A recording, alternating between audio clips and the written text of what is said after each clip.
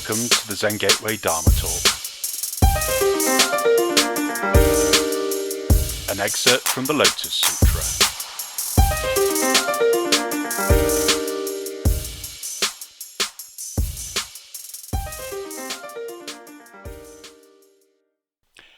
Hello and welcome to this Dharma Talk in which we will be discussing and unpacking an excerpt from the Lotus Sutra.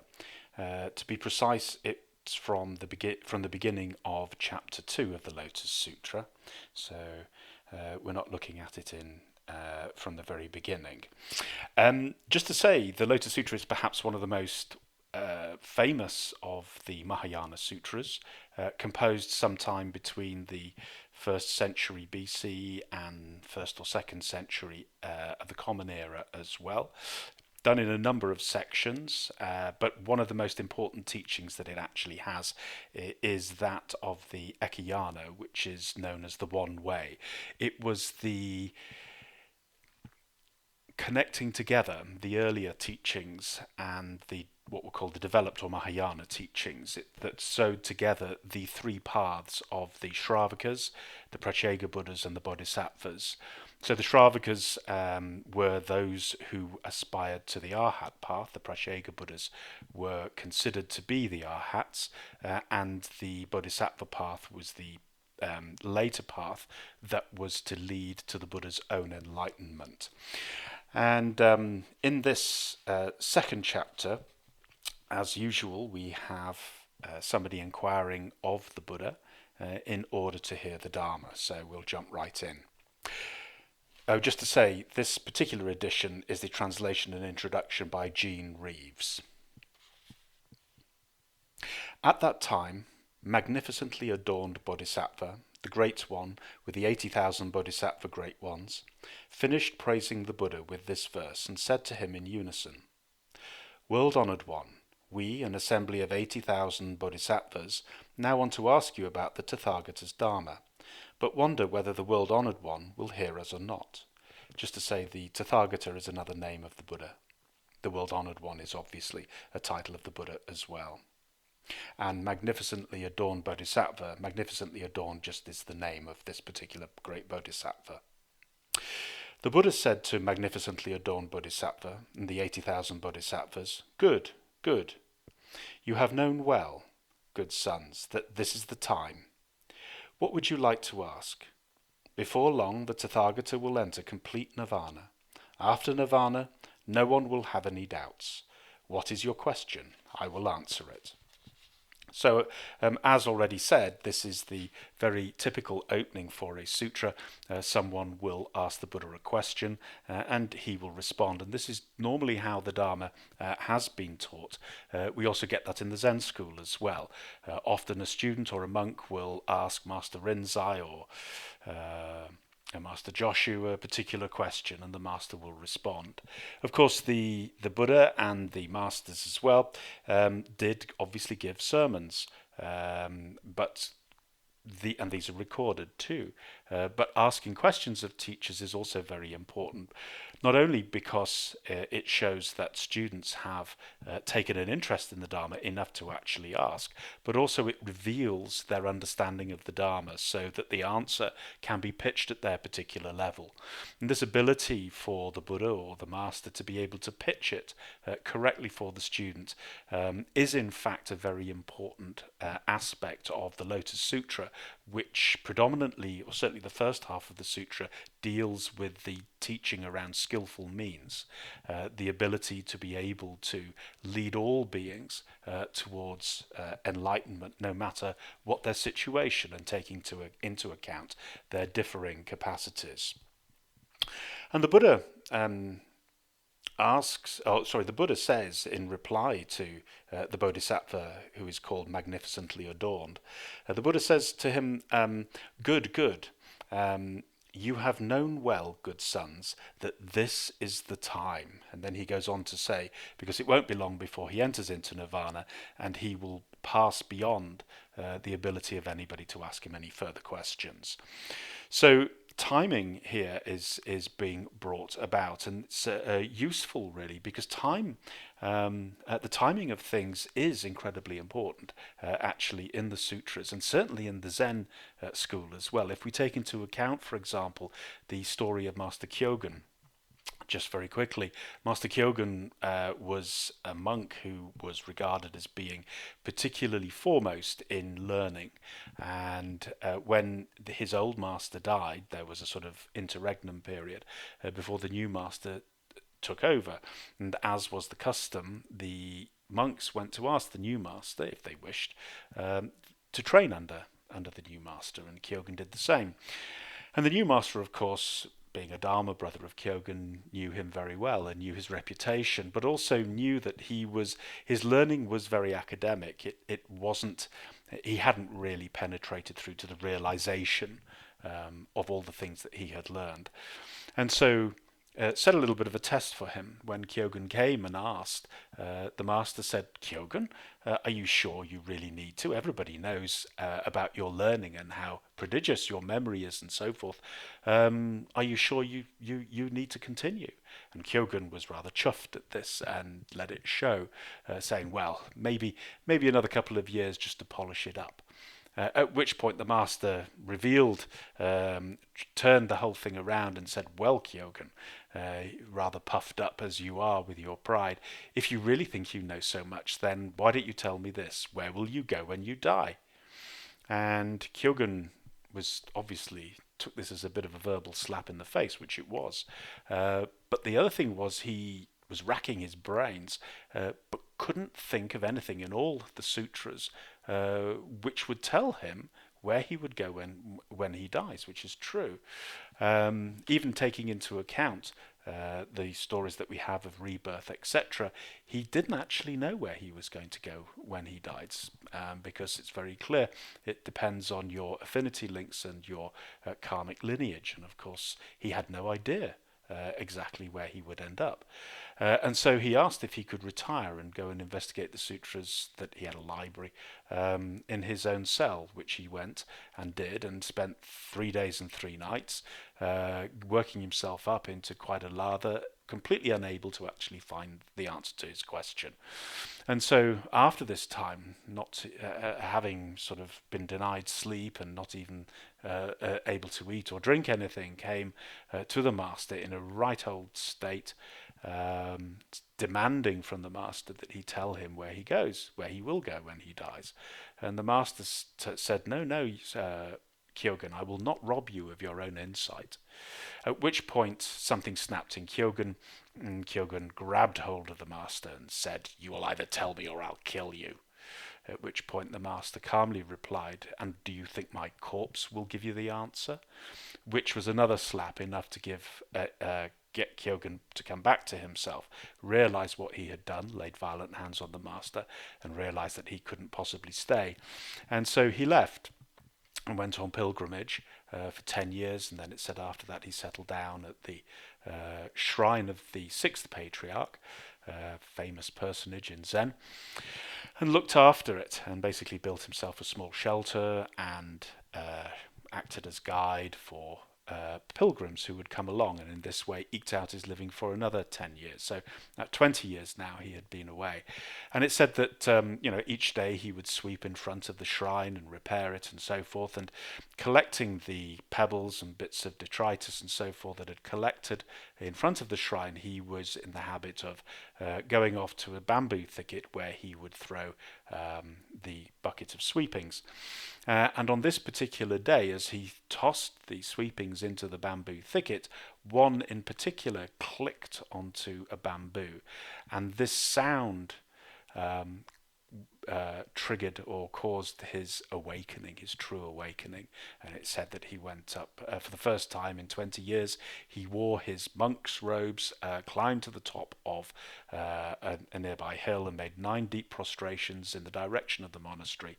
And in true gratitude to the master, who, even under threat of his life, had not robbed him of his own insight. And this was the beginning of his own, as it were, teaching career.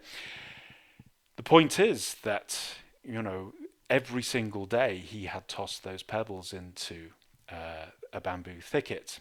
But on this particular day, one pebble had hit the bamboo, and on that, because it was on that particular day, at that particular time, it went in.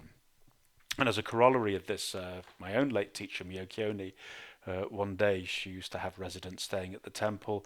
One day came back from an outing and saw someone, because there was a very just a small thicket of bamboo in Shoboan, the temple, and he was there, this resident, tossing pebbles into the bamboo, and she asked what he was doing, and he'd just heard the story recently of Master Kyogen and was just testing it out. And of course, but it's a perfectly good reason. We hear these stories. Such and such a master smelt the peach blossom. This one heard the sound of a running brook. The Buddha saw the morning star. All sorts of things happen. These things happen frequently, and yet people do not become enlightened by them. And so time is a really important factor within things. Time is something that plays an important aspect. And even in our training as well, I mean, even going back to ancient history, the ancient Egyptians used to time their rituals according to the risings of certain stars called decans, which form part of the zodiac. There are 36 decans, which sort of measure 10 degrees of the ecliptic. And during the day, of course, you could observe time. You could measure time using the sun, but at night you use the stars in order to measure time. And this is what the ancient Egyptians did. And they had rituals that went on during the day and during the night. And these rituals had to be performed in a timely way.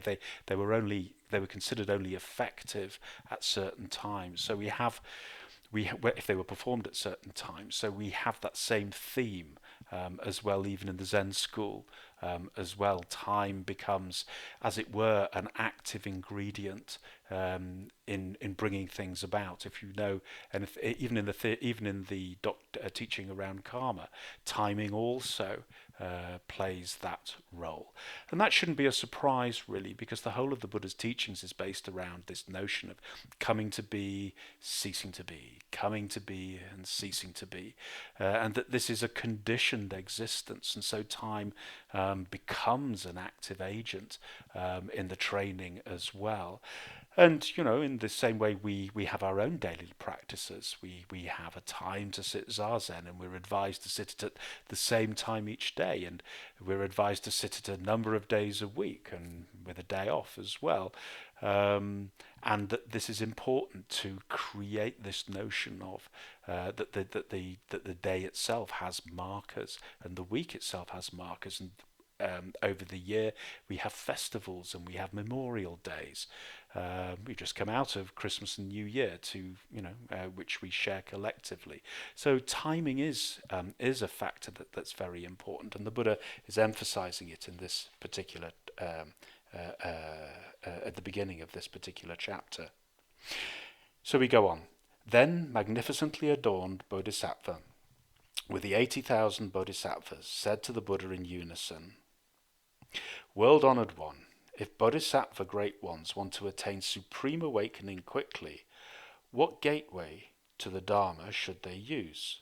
What gateway to the Dharma leads bodhisattva great ones to attain supreme awakening quickly?" The Buddha said to magnificently adorned bodhisattva and the 80,000 bodhisattvas, "Good sons, there is a unique gateway to the Dharma that leads bodhisattvas to attain supreme awakening quickly. If a bodhisattva learns this gateway to the Dharma, he will attain supreme awakening." "World-honored one, what is this gateway to the Dharma called?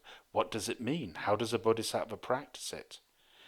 The Buddha replied, "Good sons, this unique gateway to the Dharma is called Innumerable Meanings." So yes, the tension builds. The bodhisattvas are asking, world-honored one, how do we attain supreme awakening quickly? What is the gateway to the Dharma that leads bodhisattvas to attain supreme awakening quickly? And of course, this is something that we're all very interested in, is it not? We're looking to attain to the Dharma extremely quickly, get a move on and do what we need to do. And the Buddha replies saying that, yes, this is a very good question. You're asking the right question. They ask, well, what is it then, and how do we practice it? And he says, good sons, this unique gateway to the Dharma is called innumerable meanings. And innumerable meanings here is really referring to that subject of skillful means within things. But we'll have a look at it also a little bit more. And this term innumerable is an interesting one. Innumerable. Why innumerable meanings? So we have skillful means. Why are they innumerable? What does that point to? Well, the term innumerable, when we meet it in the sutras, just means a great many. It means a multitude, and a little bit this is being brought in because the Buddha's reminding us that skillful means and the practice is something that takes place for all of us amongst the hurly-burly of our daily lives. It is not something that we take out of the world, we distill from the world and take to a remote place and sort of sit with it like a mother hen on a single egg. This is something that we have to experience and realize in the midst of our everyday life. And this, of course, is important because the Buddha is introducing this whole notion of the bodhisattva path. At this point, what the Mahayana was up against was the notion that, in fact, to follow the Buddha's teachings to their conclusion, one had to leave home, one had to leave the hurly-burly, to leave what the Chinese call the 10,000 things, the phenomenal world, the world of the everyday, and go out, and meditate solo and, deny all else, as it were. And the Buddha said, no, this isn't actually how it's actually done, and that we need to sort of pay attention that what takes place in the world is where the realization, where the development of skillful means is actually going to happen. And this is why bodhisattvas are very much in the world as well. It's why they do not enter nirvana. They have to go back and enter the world as well. So these innumerable meanings, as I've said, points to the place where the skillful means actually take place. And the word mean, because the way it's translated, mean or meaning, means to convey something or to transport something, and often is linked to an intention. When we say, well, what I really meant to say was, or what I meant to do was, that conveys our intention about something. But actually that conveyance itself, the means or meaning, means to transport something, to move something from one place to another. So the role of skillful means is to allow a being to be moved towards salvation, basically. It has, a directionality about it, and therefore what that means is that skillful means themselves are applicable in particular circumstances, and outside of those circumstances they lose their meaning.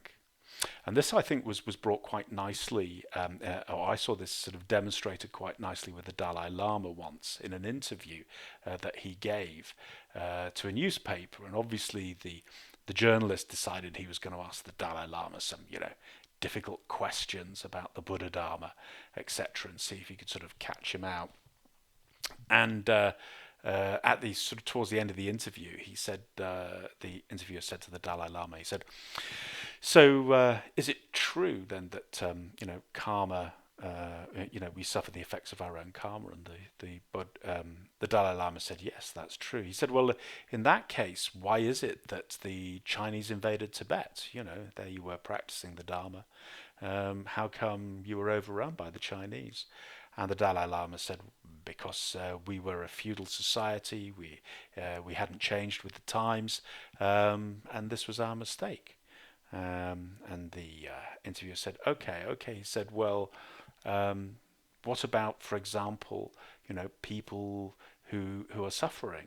Say for example, people who are disabled. Is that a result of their own karma? And the Dalai Lama said yes. And at that moment, one of the Dalai Lama's aides came rushing over to him, seeing the PR catastrophe unfolding before his very eyes, and whispered something into the Dalai Lama's ear. And the Dalai Lama sort of nodded and smiled at the journalist and said, "But it only counts for Buddhists. That's only true for Buddhists." Well, I mean, we'd be shaking our heads saying, "What?" But actually, and that was it. That's all he actually said. That's all he actually said. Well, it's all the reporter reported in that particular interview that I read. But pondering that a little bit, because what does that mean? Well, what it means is that these teachings, such as the teaching of karma, it's not just a case of thinking that they exist objectively. They exist subjectively, and they exist for that subject, for certain particulars in certain particular circumstances.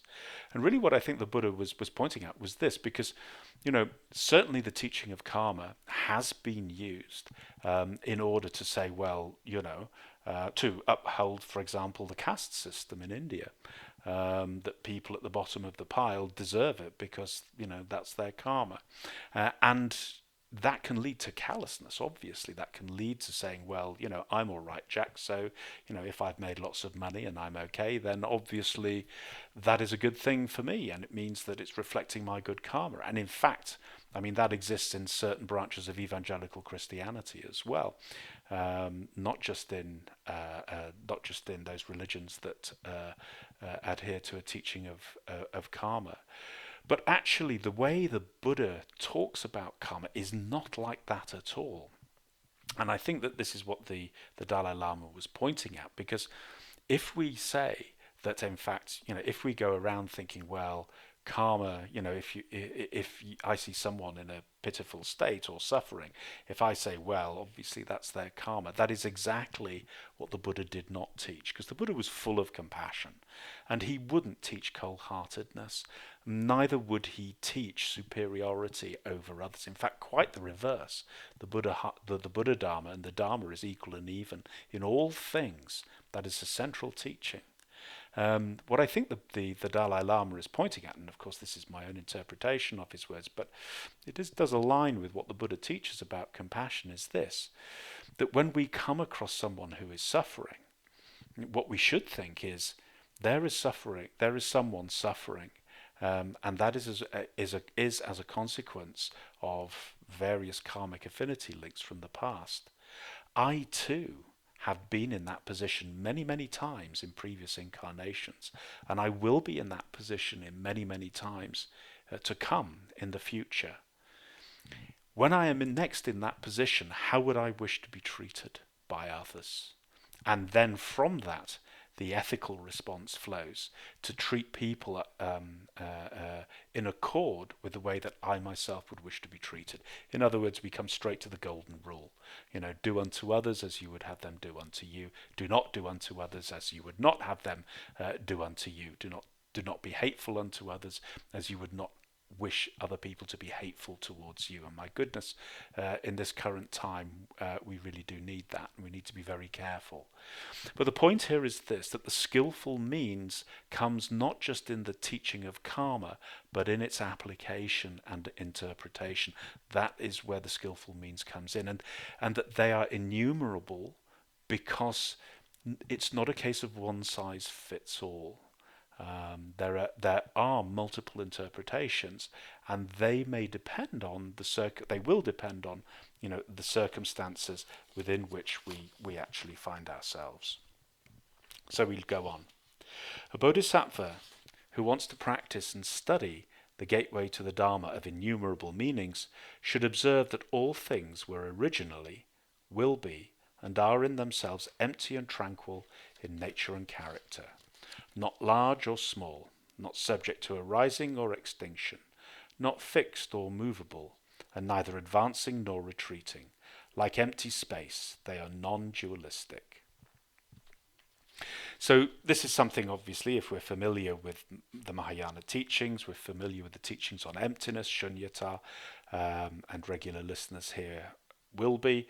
There should be nothing here that seems particularly surprising. But just looking at one or two points here, the Buddha says, one who wishes to undertake or study this Dharma should observe that all things were originally, he says, will be and are in themselves empty and tranquil in nature and character.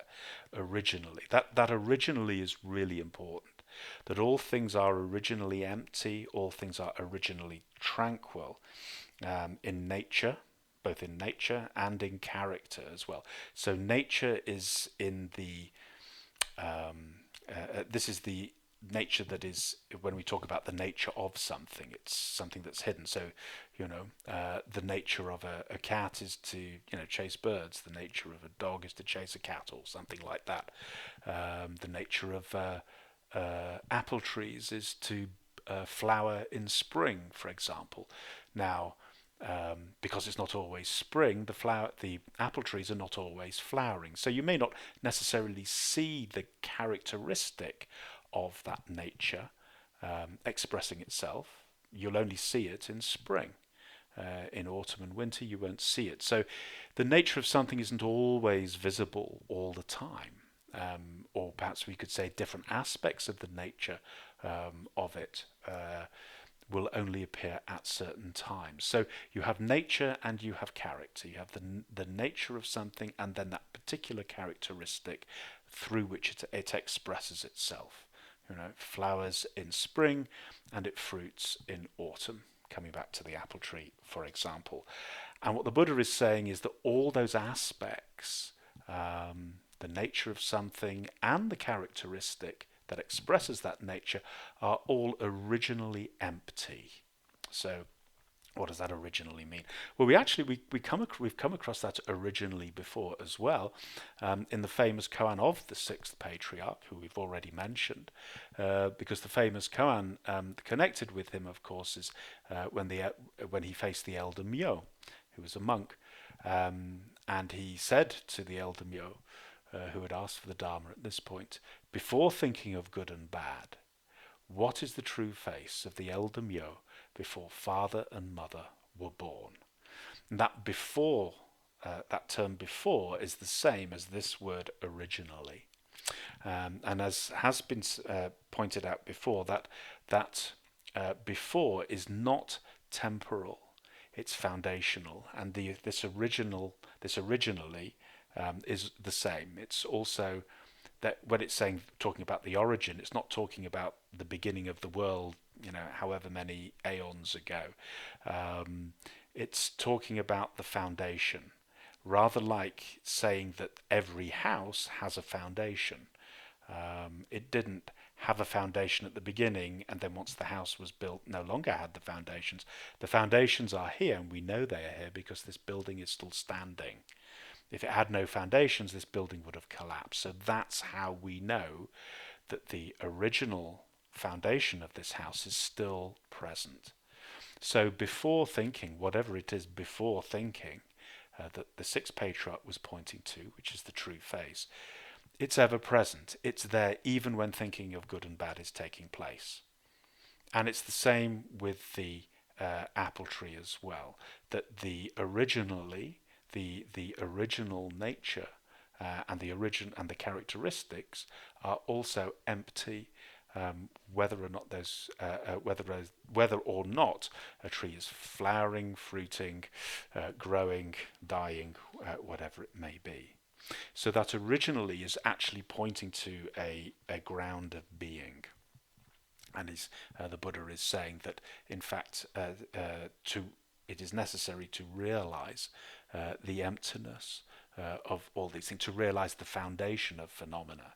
And this is something that is important. This is not just an intellectual thing, because quite often when people sit in meditation, they have this notion that they have to get back to, a mind that doesn't think at all, or a mind that doesn't feel, or a mind that doesn't, take in any sense impressions. And that is impossible unless you're dead. So if we're going to realize the Buddha nature in this life, or realize Buddha nature in this life, then that original, that before thinking, has to be realized as the foundation of this very thought that is just now arising in us, this very emotion that's arising in us. And this is why in his sermons, Master Rinzai says that a moment of anger can become the ocean of salvation, or the ocean of realization. This is what he means, a moment of anger. If it's recognized that in that moment that it is also simultaneously empty, then it becomes the ocean of deliverance. I think it's the ocean of deliverance. All living beings, however, make delusory distinctions. Sorry, actually, there's another aspect here, because he goes on looking at the character, saying not large nor small, nor subject to arising nor extinction, not fixed, not mutable, whether neither advancing nor retreating. Like empty space, they are non-dualistic. Yes, that's interesting. So what he's really pointing to is that what the Buddha's pointing to, he says that in the world of appearances, in the world of characteristics, like apple blossom or apple fruit, in this case large or small, we tend to be taken in by the characteristics of things. So we tend to think that that's what they really are. So we look at ourselves in the mirror and we think, this is what we really are. What the Buddha's asking us to see is our original nature. What is it that becomes the apple blossom? What is it that becomes the fruit? What is it that becomes, a Caucasian male aged 58? If you take all those things away, the maleness, the 58, the Caucasian, if you take all the bits and pieces of all those qualities and characteristics away, what is there? What is the essence to that being? And actually, even before then, you could take something like Caucasian, and you could then analyze that, take that apart. And in fact, some meditations are analytic, are based on that, to see if there is anything substantial within any of those characteristics. What they seek to realize is, of course, their emptiness. And it's a little bit like I saw a very an interesting article many years ago called The 65 Million Year Old Sunbeam, and it said 65 million years ago, a sunbeam penetrated the Earth's atmosphere, and it was, it was absorbed by the leaf of a plant, which would obviously turn it into a sugar, and the plant shortly after died, and or perhaps it was eaten by an animal, I don't know. But anyway, it died, and it was sort of compressed, and it goes through this, pressure, and it becomes sediment. And anyway, after a while, it becomes, I don't know, oil or whatever, coal.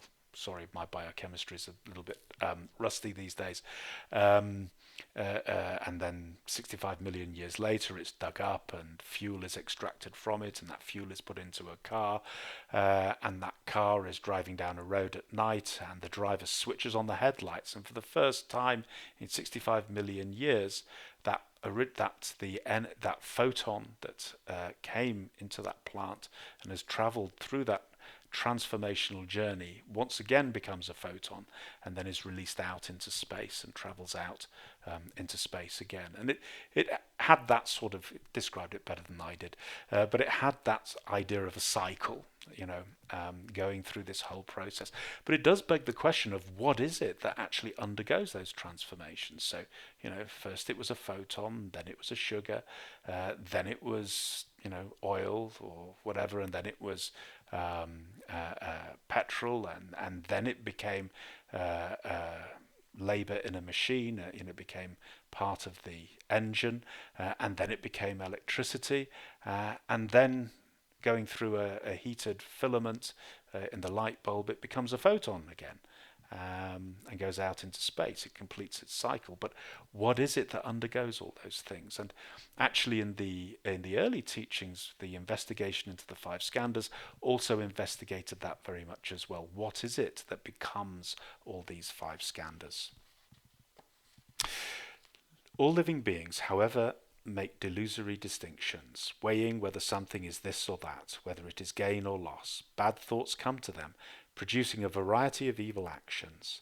They transmigrate within the 6 states, undergoing all kinds of suffering and harm, from which they cannot escape during innumerable billions of aeons.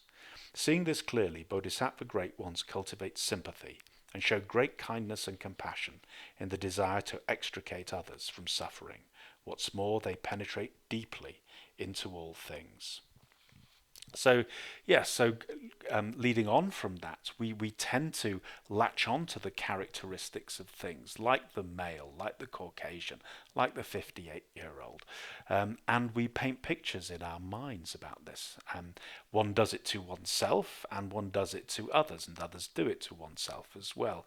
We are taken in by these appearances, and this is what the Buddha is asking us to recognize, that what we are seizing hold of, what we are grasping at, what I am grasping at, is somehow making these characteristics have some kind of self-nature, that they are real in a quite literal, absolute sense, and that this is a problem, because then, because we live in an impermanent world, if it's something that I like, I don't want to be 58, I want to be 28 again, or I want to be 18. I want my youth to stay, but it doesn't, of course. And if that's the characteristic that I'm grasping at, then it slips through my fingers, and as a result I suffer. And we're back in with those 4 noble truths again. But we also do it as well with the characteristics and personalities of people in our that we create in our own minds. So we see people behave and we judge that behavior, and then those judgments, which are our own judgments, become conflated with that person. We label that person very quickly, and we label ourselves too, of course. So what we do to others, we do to ourselves, and vice versa. And if we don't like a particular characteristic in ourselves or in others, then we end up caricaturing it, and then in that sense it becomes bad, or foolish, or stupid, or dangerous. And we tend to continually, whenever we see that object, we tend to continuously label it. And we do this again in meditation. So people sometimes turn their thoughts and feelings into an enemy, and become exasperated with them, thinking that feelings are something bad, and this is something that can happen. The alternative can be that we grasp after feelings, because we find certain feelings useful. I knew somebody who had a tendency to have a temper tantrum, but found that it got him what he wanted. I knew, and so used it. The problem was that over time he developed a hair trigger temper, and people wanted to keep him at arm's length, and it ended up being a little bit kept at arm's length, and that can end up with people feeling quite lonely. I knew someone else who, every time he had to face something that he didn't like, would fall sick, because he had discovered that this was a way that he could avoid unpleasant things or avoid situations that he didn't like.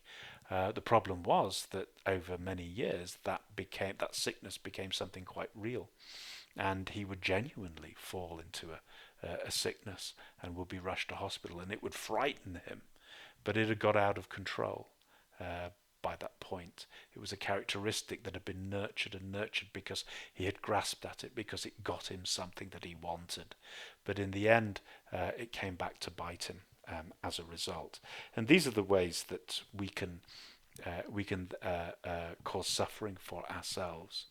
And I think that this, because we'll leave it here, the Buddha says, what's more, these are the bodhisattvas who are practicing this Dharma, they penetrate deeply into all things.